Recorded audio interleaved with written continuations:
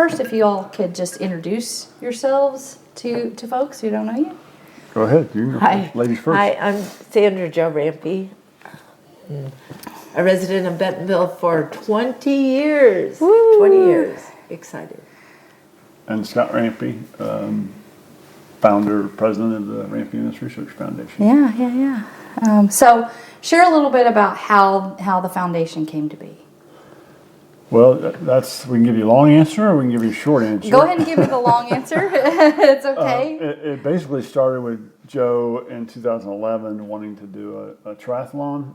She has relapsing or remitting MS, and the beauty of that condition of MS is you have ebbs and flows of the disease, and this is a period where she was having really good health and biking and running and doing all the things. And she's like, honey, I want to do a triathlon. I see all the fun you guys have with your friends and all the stuff you guys do. Could you guys teach me to swim in about 2 weeks? And we're like, well. In about 2 weeks. Yeah. Whoa. The pool was going to close in 2 weeks. I guess Okay. we could. So she started training, and we set a date of Labor Day of 2011. And she started training with me in the pool and learning to swim. And 2 weeks later, we went to the pool that morning. She thought it was just she and I were going to do this triathlon together. And by then, the word had gotten out in the community. I'd actually reached out to my daughter because I had heard what was going to happen. I said, you guys need to come back for this. This is going to be really pretty cool. And there was, a couple hundred people there at the pool waiting for her to do her triathlon. At 5 a.m. At 5 a.m. Wow. I was just waking up and ran into over 200 people that I knew, but more that I did not know, new friends, up at the pool at 5 a.m. Yeah. Wow. We had Wow. a couple TV stations over there, and people were interviewing her as soon as she got out of the truck. It was kind of a crazy I day. told him to turn the truck around. Turn the truck around. We've got the wrong day. There's something We going can come on. back. There's something going on here that we need to turn around. He wouldn't do it. He said, no, they're here for you, for me. So she finished her triathlon that day, and there was about another 10 or so people that jumped in and did the whole thing with her. And at the end of the triathlon, she came across the finish line. Her daughter had raised $1,000 of seed money through 9 close friends of ours. Yeah. And we presented her with a check when she crossed the finish line to start our foundation. So that was the start of it. My finish line became my starting line. I was the chief encourager officer of our foundation that day. And I had the funds to start the foundation, to seed the foundation. And it was a joy, but I knew I was going forward to be an advocate for more of the public who struggled with multiple sclerosis. It's a good day. Yeah. It's a very good day. Probably an incredibly exciting day. It still is. Very exciting day. Yep. You guys do a triathlon every year? Yeah, so we have several events that we do now as part of the foundation events lineup. The big event that we're known for is the big triathlon festival here over Labor Day weekend. It emulates the one that Jo did 11, 12 years ago. And it's called the Tri-Fest for MS, so we're in our 12th year. And it's become quite a event for Bentonville. People come from all over the country. We've had 1,500 people, I think, in our biggest year. Wow. Last year, I think we had about 1,100 or so. Yeah. But it's just exciting. It's the biggest thing we do to raise the most money for MS research. So there's a lot of energy around that with the corporate community and the volunteer community and all the athletes that come from everywhere. It's a festival triathlon, which means it just has a race for everybody. So we cater to beginners, to intermediate, to professionals, to para-triathletes, which is MS falls into that category. It's someone with a neurological disability or challenge. Corporate community races. It's just there's a lot of moving parts for it. So What are some of your favorite stories from those events? Man, the stories of the Tri-Fests are they change every year because people are just so moved by Tri-Fest, and every year someone will come up to me afterwards and just, explain how this changed their life, how, they were whatever the situation, whether it was drug and alcohol, or they've had a death in the family, or MS in the family. Every year someone will share something. It's just you just sit there and listen. You don't have to even respond. It's just so amazing to hear how a silly triathlon is making a difference in people's lives around the country. Because we always say the whole essence of triathlon is about planting deep roots in somebody else to change another's life. I mean, the people that were there for Jo in 2011, they invested in us, and so we really take that responsibility to take that out and invest in other people and help them grow in the ways that they want to. And so I think that's kind of the inherent underneath meaning of what TriFest is all about, is that investing in something bigger than yourself. And you just see that every year when we're at TriFest. Yeah. Do you have a community that like regularly comes? Are there some that you can count on seeing every year? We see the same people every year. The family in Tennessee, Mike Hill is his name, and they came the very first year. There's probably I think he and his wife and their 2 or 3 kids. They came just themselves. Now the whole entourage of people come out of Tennessee that are connected to the Hill family. And then we probably have 12 to 14 people every year that come out of Tennessee that are coming because of them. And then we can make that case with a lot of the states and a lot of the people that come. People share that they love this event because it's very family friendly. It's in town.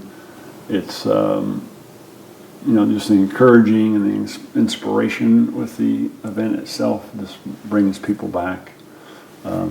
We've had 2 people move here after doing the TriFest. Wow. They came 2 or 3 years doing the triathlon, and they decided, wow, we love Bentonville.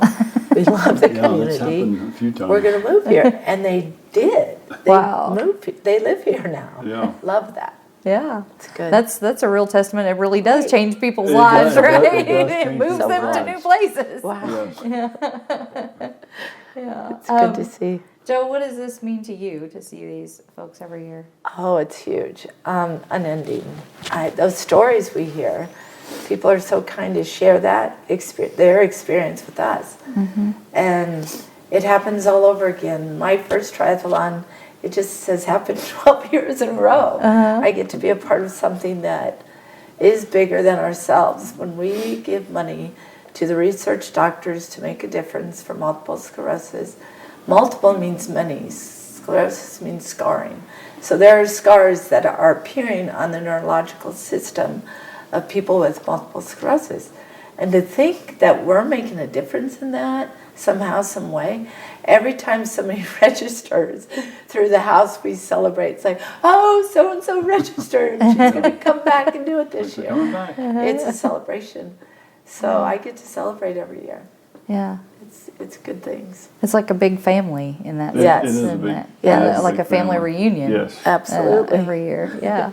Yes. The other piece that's really fun to see is the enthusiasm the research doctors get out of coming, because most years, aside from COVID, the research doctors that we support around the country are there. And this year we had 4 doctors there that we support, 2 UMS and Northwestern up in Chicago.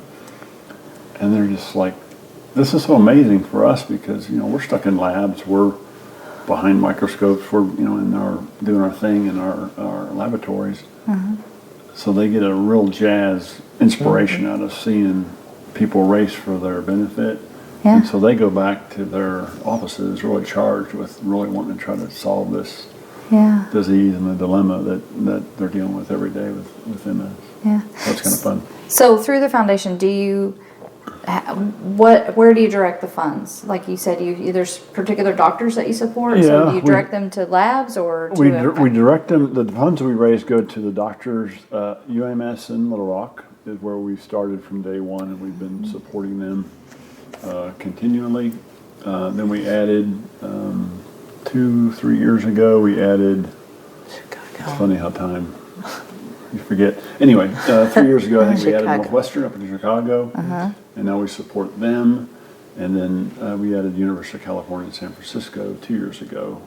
And really UAMS is kind of our medical liaison network, we call it. They kind of help us decide where we should be putting our funds. And Yeah. we will always support them just because of what they meant with for us in the start. And then they directed us to support Northwestern and University of California, San Francisco. They thought that was the best leading research in the country for a major breakthrough. Okay. They're doing some already, they're in their study, in their research, those two are already nearing to do clinical trials to help heal that myelin sheath that I talked about. That, and they're showing promise of it.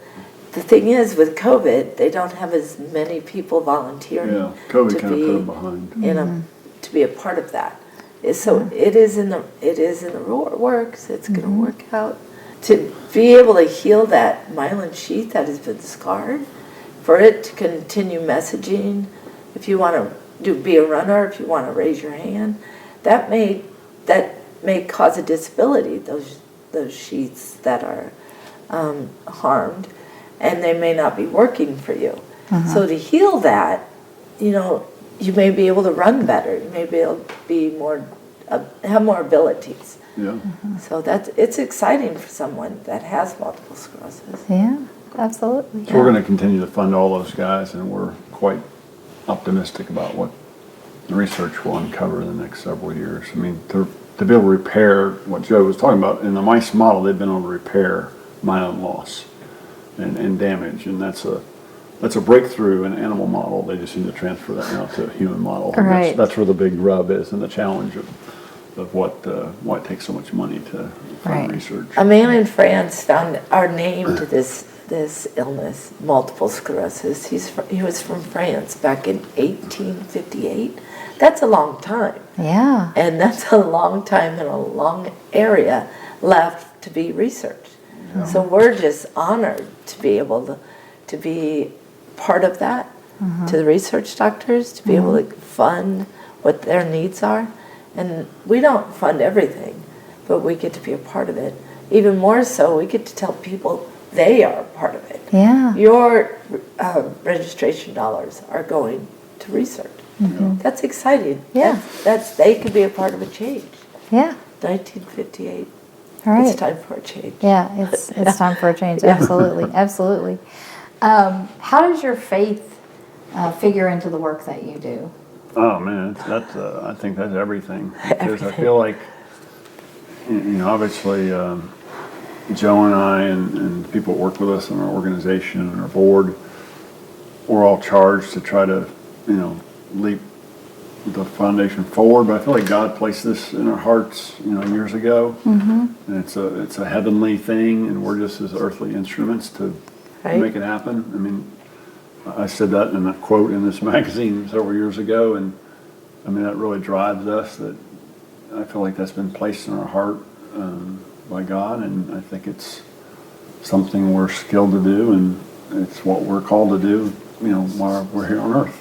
Yeah. So I think faith is the driving force behind what we're doing. Faith and hope. There's a lot of hope involved in what we do. We want to make a change, want to be a part of a change. And they're, in prayer and faith and hope combined collaboratively. Yeah. It's not by accident that our logo for TriFest is a cross. I mean, it's kind of nondescript, but it's definitely a cross if you just stare at it long enough. Yeah. And I think that's hopefully fingerprints that people will see all over our organization, that we're people of faith, that we're guided by that motivation, and we are open to share that with others. So we have to be in worship, in study, in the scripture to know that faith and hope and that plan, to have that trust in God's plan. And He walks with us in this legacy of change. Yeah. So we are doing this series on legacy, and when I was thinking about people who are, one of the things we're going to point out is that we are all going to leave a legacy.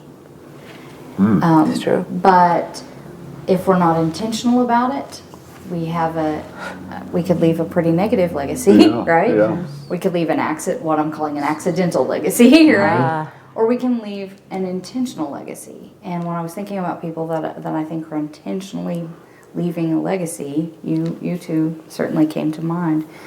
What do you hope your legacy is? That's a big word. Mm-hmm. Legacy is a big word. We don't do it on our own. We know that. We've had people walk beside us.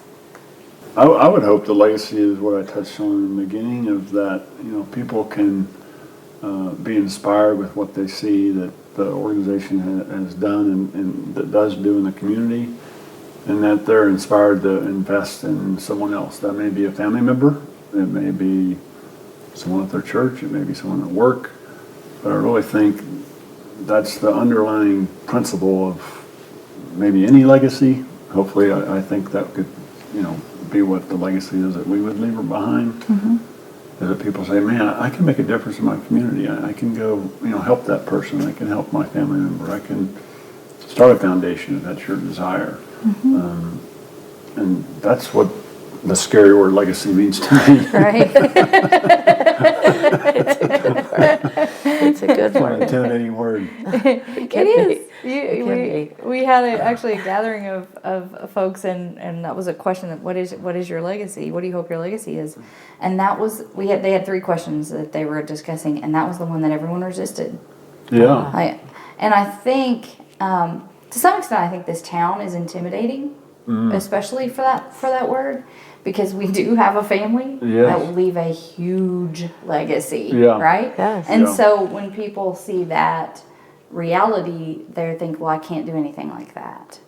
But It starts with one. it starts with one. It just starts with one. I want to learn to swim. Right. I want to learn to do Yeah. this triathlon, right? Yeah, that's the power of one. Exactly. And we Where say it that a lot, starts the- and continues. The power of one that we see Yeah. a lot in the 12 years we've been doing this, people have just come forward to help us in the organization, Yeah. staff members, development directors, board members, encouragers, which we call volunteers. And we always say to each other, man, we didn't see that person coming. I mean, just the power of one Right. can make a difference. Right. So that's an important People will aspect come too. with their ideas and we'll say, we're going to invest in you for a year.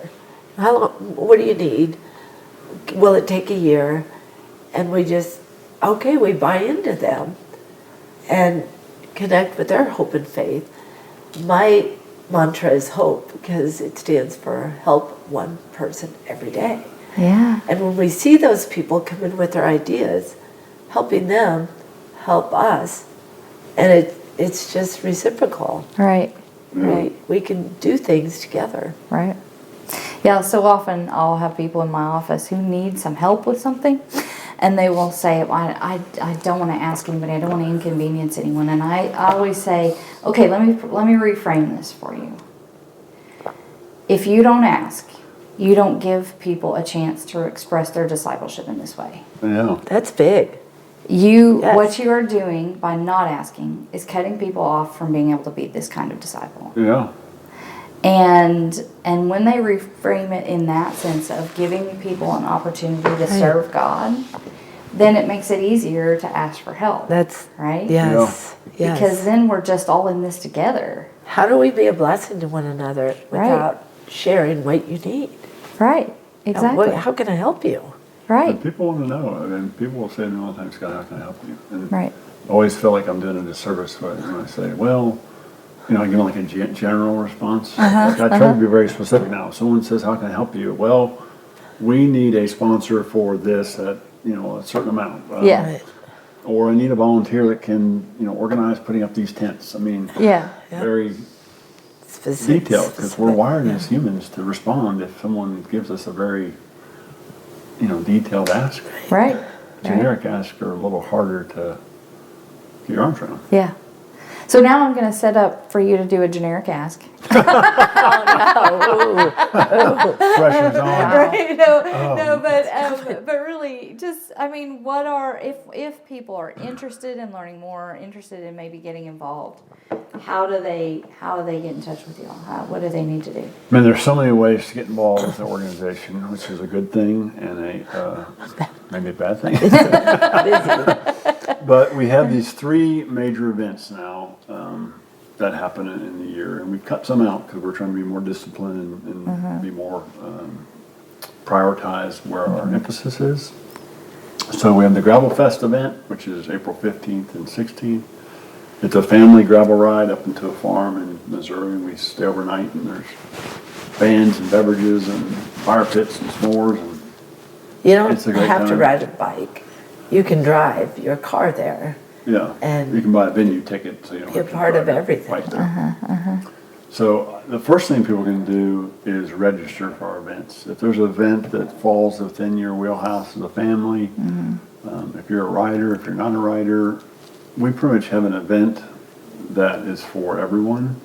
And especially if you want to try a triathlon, we're probably the people that you'd want to do it with. Yeah. So register for one of our events, Gravel Fest in April, our Kids Splash and Dash in June 23rd. And then the big event is Tri-Fest for MS, 1st of September through the 3rd. Yeah. And we have a training series for that, so we can help you, train you to get you ready for that. So that would be the first ask, is just register for our event. The second ask is, if you can't register, be an encourager. Pretty much the Kids Splash and Dash and Tri-Fest will have encouragers at both those events in various roles and aspects to pull those events off. The third ask would be is the element of our organization that's growing, probably the fastest, is what we call our fundraisers for MS. And this is it used to be a kind of a multi-sport team, and we've morphed it more to a fundraising community. And so basically anyone can join this community. You don't have to be an athlete. I mean, you could be your Bible group could do it. Your small group in your home could do it if they wanted to. But you join this fundraiser for MS community, and you fundraise on our behalf now through November. And the money we raise through that avenue we give to these research doctors. And our goal this year is very lofty. We're trying to have 100 members raise $100,000. That'll be the biggest year we've ever had. The biggest year we've had. Before that, it was about 70,000. I think 3 or 4 years ago, and that was probably with about 65 members or so. And so we've got a pretty lofty goal, and so we need people that embrace the concept of doing this. And we have 33 members now that are committed to raise $45,000, so we're about half the way there. Yeah. And we just need more members that are willing to do it. And the way it's set up, it's kind of like a reward program. So you agree to raise a certain amount of money for the foundation, and then there's benefits and rewards for the milestones you reach. And it's kind of set up so that, for example, the most popular level is I'm going to raise $750, and there's reimbursements you get for if you went to a gala or if you did a triathlon, we reimburse you for the ticket. If you reach a certain level, we pay for your uniform, that kind of thing. Yeah. But it's really a fun community. We do a lot of community activity out in the community, a lot of volunteering. We do group rides. We do fun things like that. We have bake sales. We have bake We have sales. lemonade sales. Tonight we have a garage sale. Yeah, garage sale. Yeah, so there's more than one way to fundraise, make money. But you're never alone. We're always there with you. Everyone shows up, Yeah. buys your lemonade, Yeah. buys your cookies. Well, that's probably the 3. I mean, if you just keep it simple, is register for the events, encourage or volunteer, or join fundraiser for MS. Okay. And probably the 3 big asks I would have out there. All right. That's good. Anything else you would share with folks? Man, I come back to the research when you think about $1,000 started this organization, and we've given away about $850,000 by the end of this year is about the number we've given away. it takes so much money to advance the research in this disease. And, all autoimmune diseases are expensive to research. So, I just put that on people's heart that the reason why we're so motivated to have events and raise money and fundraise is because of those research doctors in the labs trying to figure this out. Yeah. And I hear them talk about how much money it takes to run their labs, to hire these brainiacs that can bring their solutions to research. It's just a very expensive endeavor. And so I would just put that on people's heart when they're looking at organizations like ours and others. I mean, there's the one thing about Northwest Arkansas, there's noble causes all around us. There are. Absolutely, it's surrounded. They're just everywhere, which is a great thing. But that's kind of our secret sauce, I guess, to why we think maybe we have a benefit for someone looking at our organization. Yeah. All right. Well, thank you both so much. I really appreciate your Wow. time, and I definitely appreciate your passion Oh, thank you. and the difference that you're making in our world, one person at a time, Yeah. right? Yeah. Right? One day, Michelle, one we person. can't forget how the church has supported this organization. Now, through COVID, everybody, dealt with the COVID phenomenon. But prior to COVID, this church came alongside of us, and we talk about a need. I think I expressed the need of, water. And every year, water is kind of an issue for us to always make sure we have enough water, and we're looking at the weather, and how do we have enough water? Yeah. And the church came alongside of us for several years and donated enormous amounts of water. And you just think about the connection between living water and what absolutely. we do as an organization. There's really a cool message there. So I just thank the church for that support and continued support that I know many of the members give us all the time. Yeah, of course. One by one. Yeah. One by one. Wow. It's amazing.